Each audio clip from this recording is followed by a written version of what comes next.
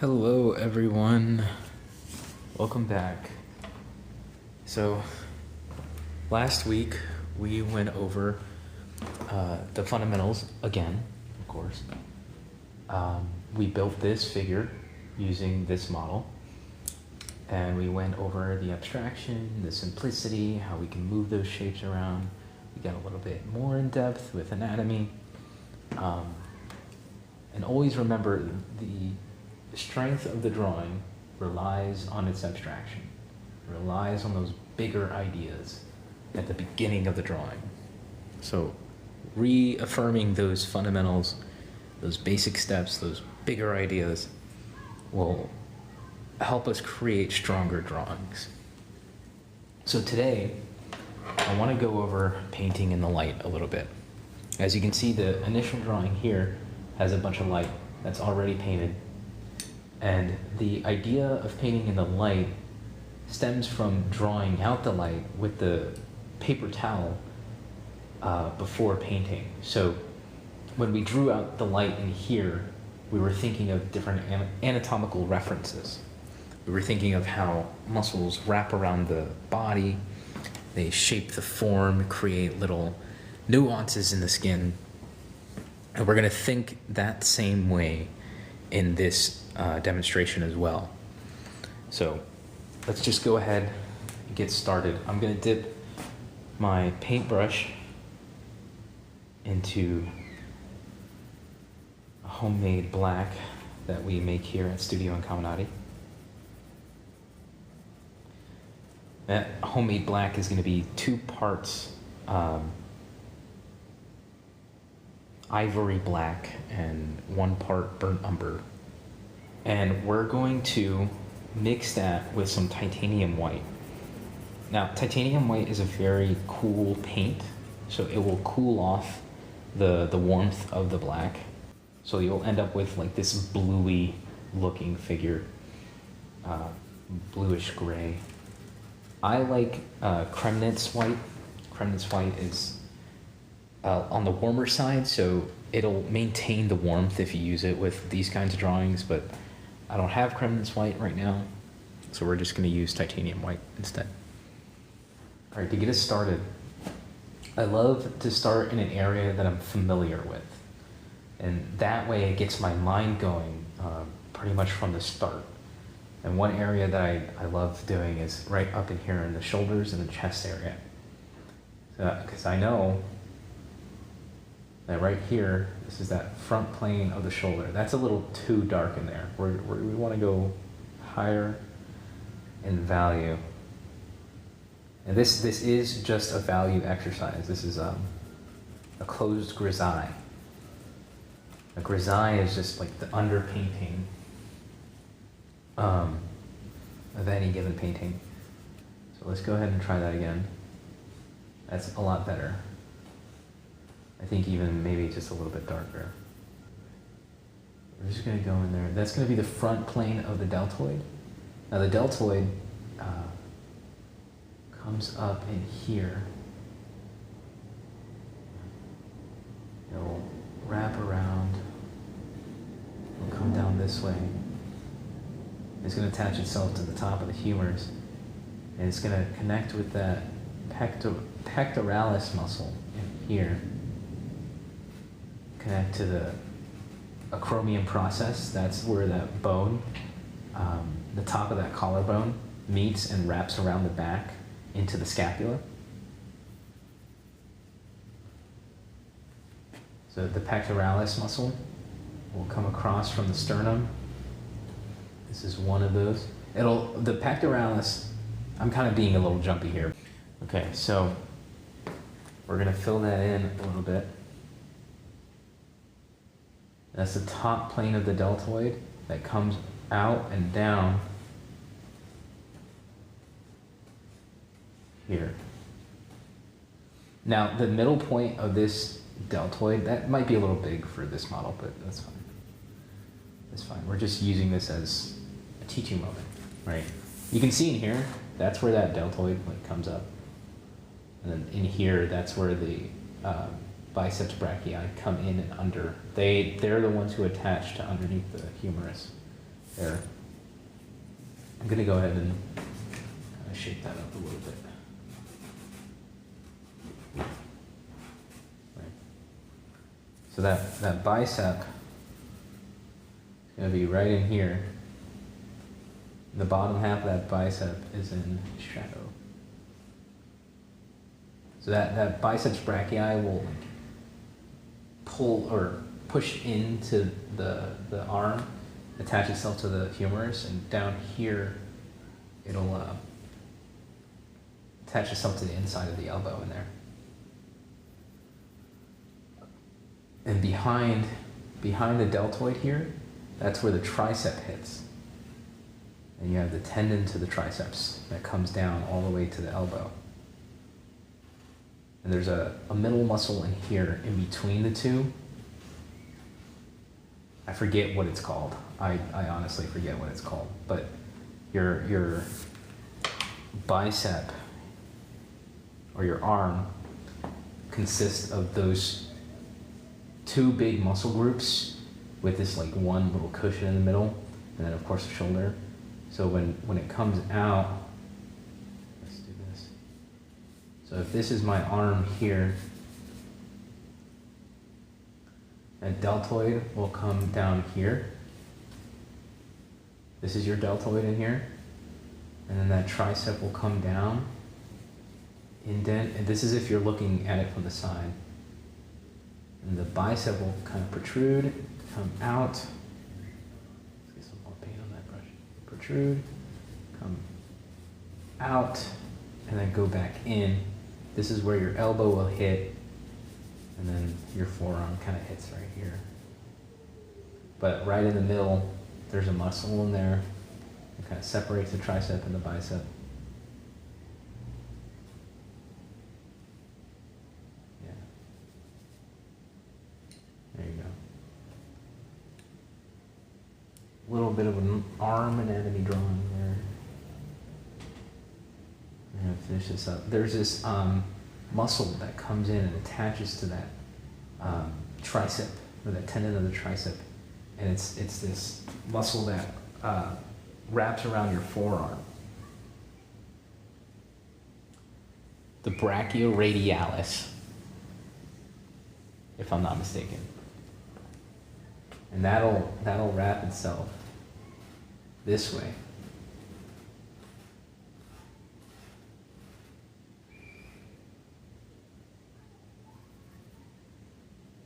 You have some other muscles in there.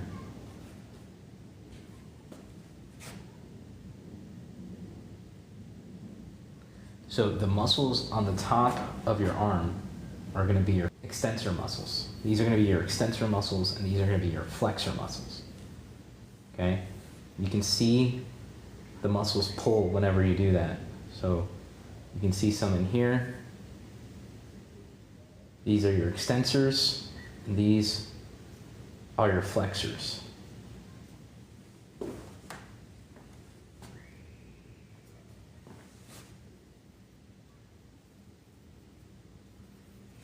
All right, so we're going to go back to this pectoralis in here. Remember, they attach to the sternum and wrap around over onto the side, or meet with the deltoid. And there's this nice little shadow shape in here that kind of comes up over the breast here. That's where that pectoralis ends and then eventually wraps under. We'll reestablish this shadow just to point out the difference here. And this will help us see the light a little bit better.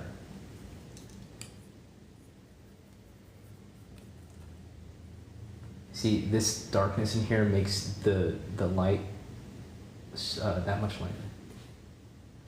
So I'm going to stop here, and I'm going to explain something.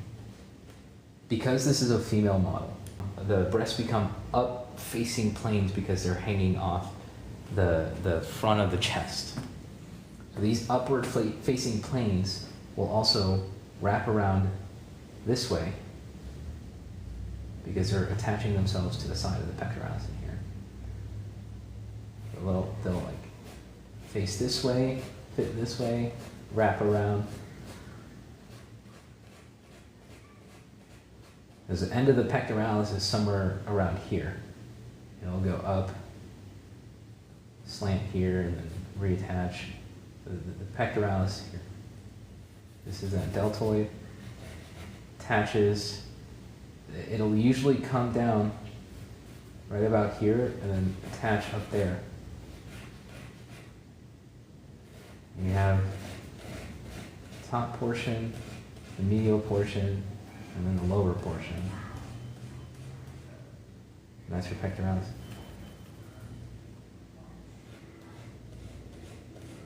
This is where the acromion process is. This is where that deltoid wraps behind because her arm goes behind. And then attaches, and then the breast comes down at this angle. We're going to reestablish some of these shadows again. We're going to get some more paint going. Yay. So then here, underneath the sternal arch,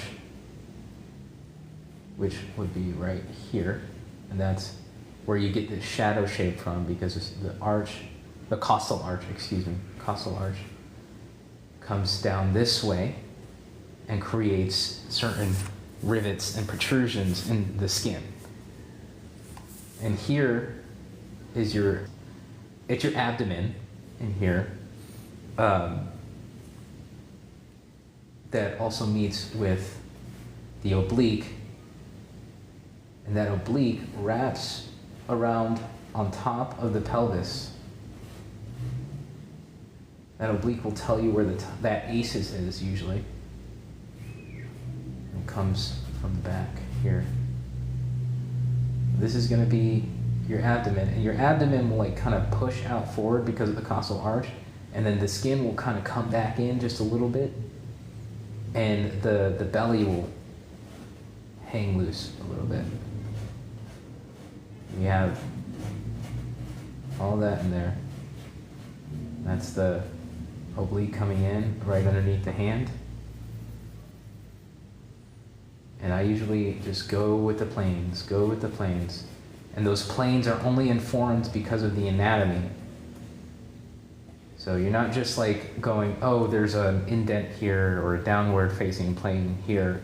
You're saying, okay, this plane goes down because the costal arch pushes this plane up, creating that upward facing plane. This one counters because it's underneath that protrusion. That's the way I'm thinking about it right now.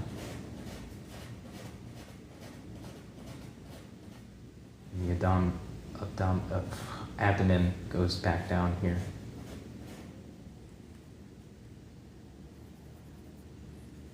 There's a scientific name to the abdomen. It's something rectus, and I'm blanking on that name.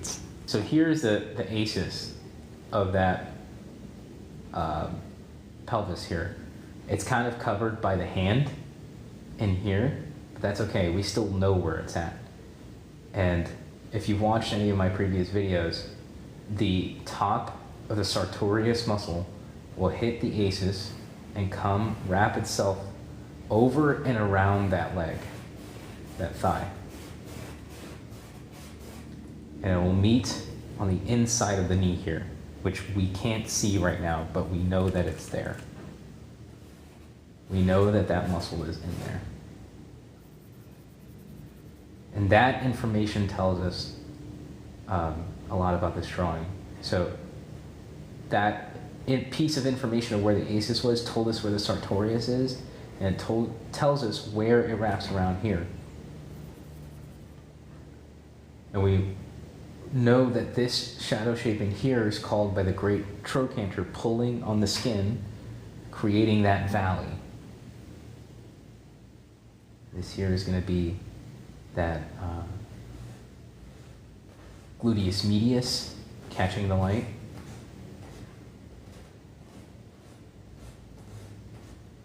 And the gluteus maximus is back in shadow.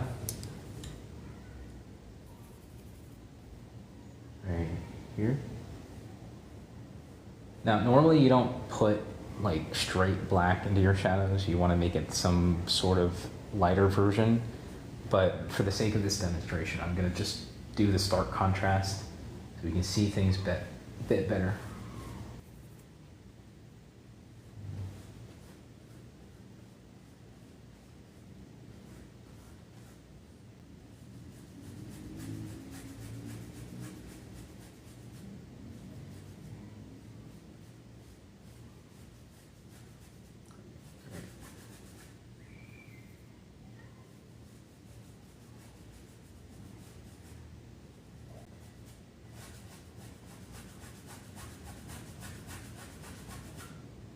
So in here, this is where that Sartorius meets on the other side, and we know that because this leg is the weight-bearing leg causing the pelvis to be pushed up and angled down this way.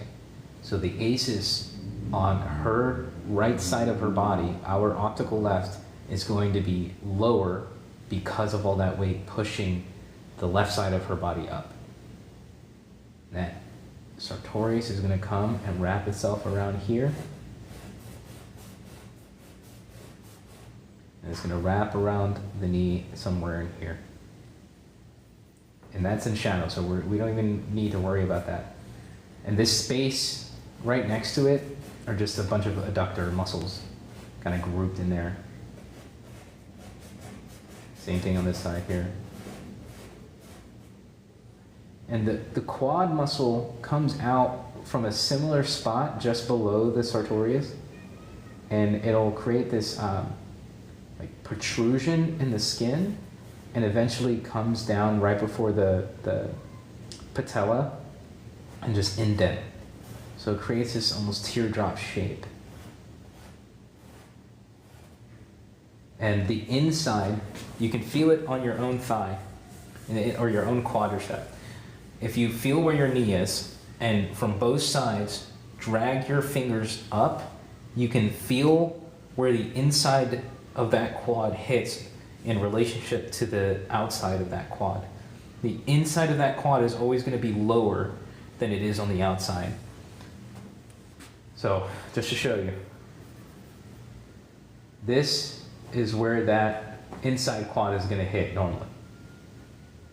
This is the top of that quad, and the outside of that quad is going to hit just a little bit higher than this.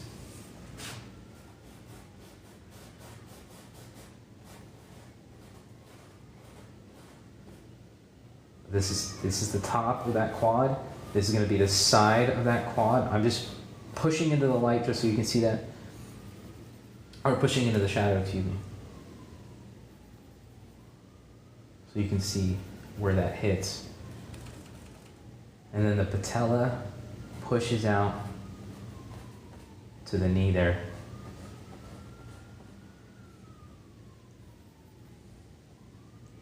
And then you have the shin that connects here.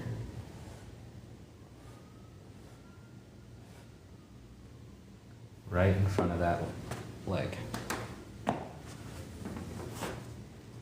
I love figuring out the human form. You know, it's like, what is the meaning behind this person? And you get to find that meaning through anatomy and understanding the nuances of this person based on their musculature. It's riveting.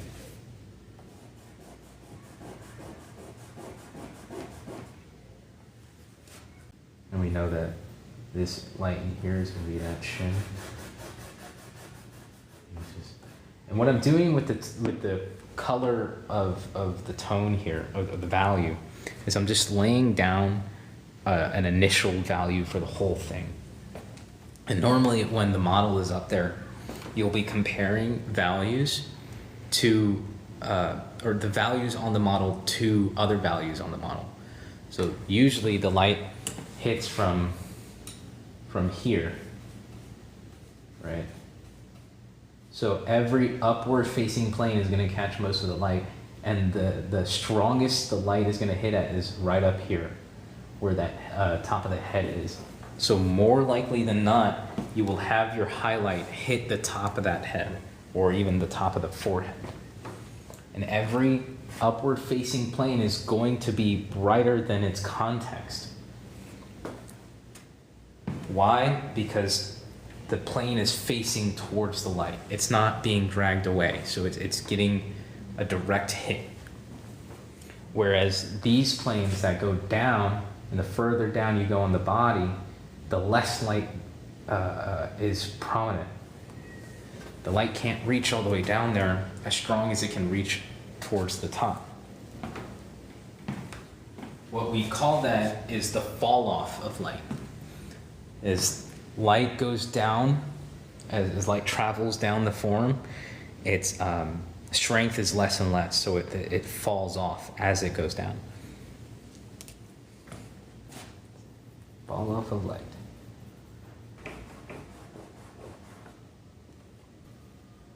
I'm going to put some paint in that space between the collarbone and the back of the trap there. Usually when I draw hands, I like to group the fingers together. So I know that her hands kind of made this like diamond shape. Right? I went back, and this is where those knuckles were, so we kind of went back in space. I'm just gonna fill that in. That's where her hand was. There's a crease in here, that's where the wrist is, and that's where her forearm meets. There's actually a bit of a shadow right in here.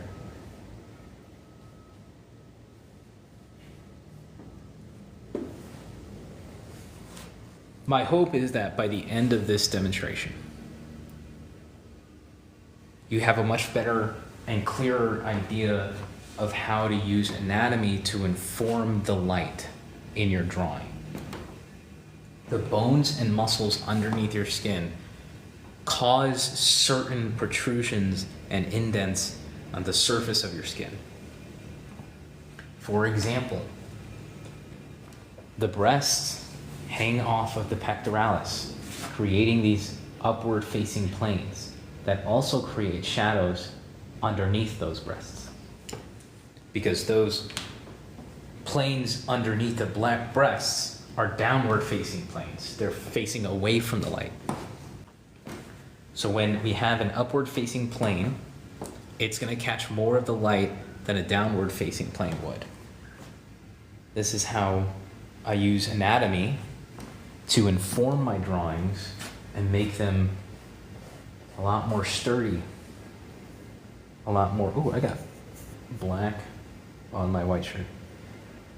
But this is how I use anatomy to inform my drawings, make them stronger, and gear them towards realism, gear them towards an actual likeness and structured figure. Yeah. Thank you for everybody who joined. My name is Anthony. I'm an artist in Wilmington, Delaware. I go to an art atelier for realism known as Studio Incominati in Philadelphia, Pennsylvania. Thank you for joining. If you did, if you stuck around, thank you. I appreciate you. I love you. Have a great day.